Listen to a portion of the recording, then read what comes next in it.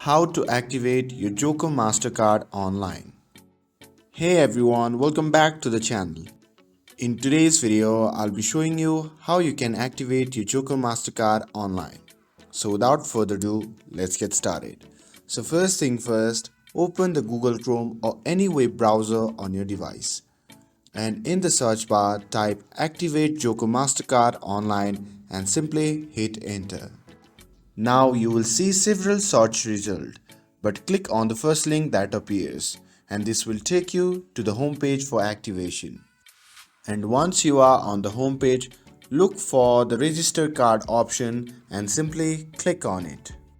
And you will be prompted to the page where you have to enter your card number, expiration date and the CVV.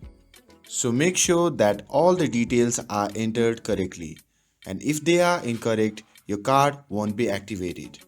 And after filling out all the necessary information, you can simply click the register card button on the page, and once you do that, your Joker MasterCard will be successfully activated.